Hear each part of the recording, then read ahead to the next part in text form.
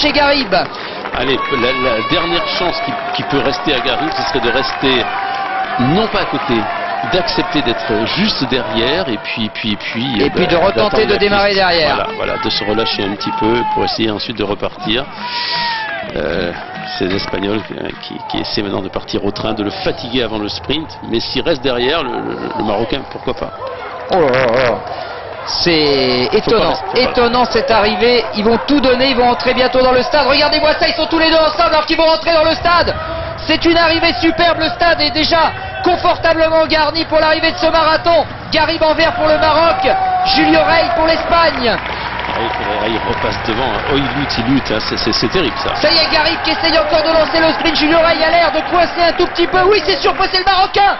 Garib qui va gagner, qui a réussi à l'entrée du stade alors que Julio Rey donne tout ce qu'il a pour revenir. Garib s'est retourné, mais quelle accélération superbe de Garib, le Marocain qui a fini par piéger Julio Rey au moment sans doute où l'Espagnol s'y attendait le moins. Il reste encore 400 mètres à parcourir, mais là Bernard, Garib ne sera pas rejoint, je ne le pense pas. Là c'est de la résistance pure, il faudrait qu'il s'écoule. Attention, il est parti de très très loin, il a fait une accélération violente, c'est ce qu'il fallait faire. L'Espagnol était passé à côté, a fait une petite erreur technique, n'a pas pu le lâcher. Je pense que cela a mis en confiance Garib qui maintient, qui accroît même maintenant légèrement son retard. Donc je pense que là ça va être bon.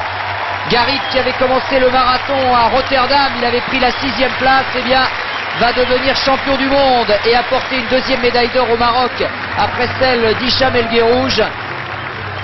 Jouad Garib va donc s'imposer, certainement Baldini l'Italien prendre la 3e place, à moins, on ne voit pas sur ces images où est Rabouia là, qui doit être pas loin, voilà, le voilà Rabouia avec Sheika le Portugais derrière et Kaimi, et voici l'arrivée donc du nouveau patron du marathon mondial. Je crois que c'est la première fois qu'un Marocain, c'est sûr même. C'est la première fois, Patrick, sur marathon, sûr. Sûr, première médaille donc pour le Maroc et grand chelem à suivre pour l'Afrique avec la victoire de Jouad.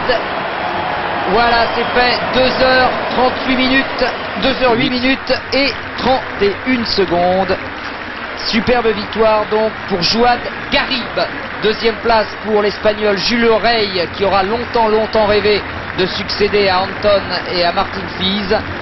Et donc la 3e place, oh, il a l'air de souffrir. Hein. Et record des championnats, 2h08-31 pour Garib. Et pour la 3e place, je pense que c'est Baldini, voilà, qui comme à Edmonton, l'Italien offre à l'Italie décidément. Super les Italiens.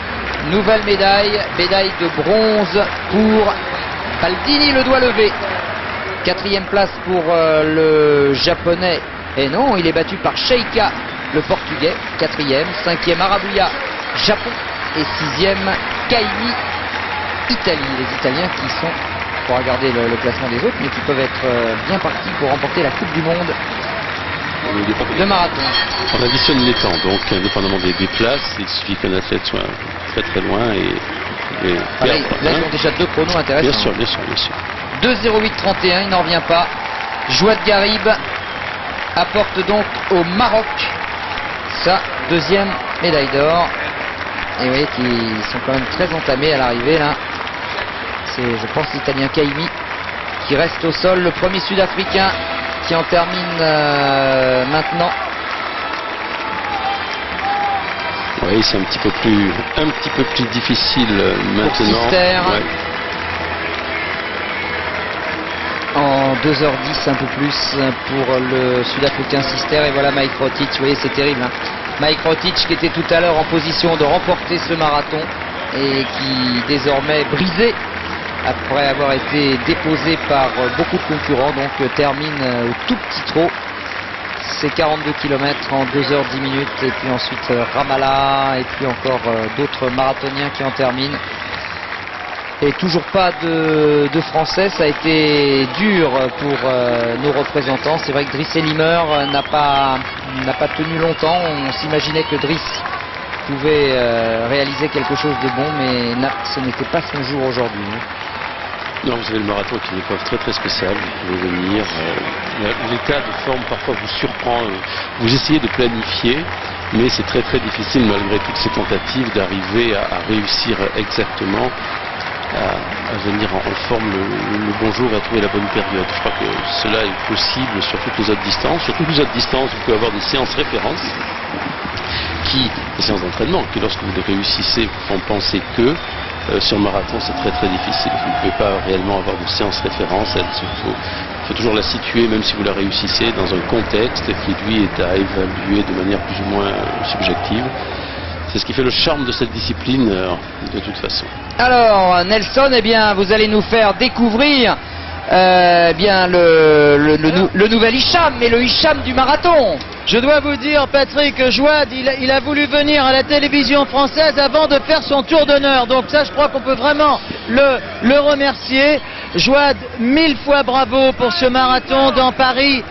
Vous avez terminé dans un état de fraîcheur remarquable et en plaçant une accélération vraiment remarquable à l'entrée du stade. Un petit mot sur ce marathon et sur le parcours. Tout d'abord, je remercie le public français. C'est la deuxième marathon pour moi. J'ai couru le marathon de Rotterdam. Le premier marathon, j'ai fait 2h09, 2h09-15. Je suis vice-champion du monde au semi-marathon. Je me prépare pour le championnat du monde avec mon entraîneur Moulay Ibrahim Boutaïb, le champion olympique. Et le parcours, il y a beaucoup d'athlètes qui ont de haut niveau.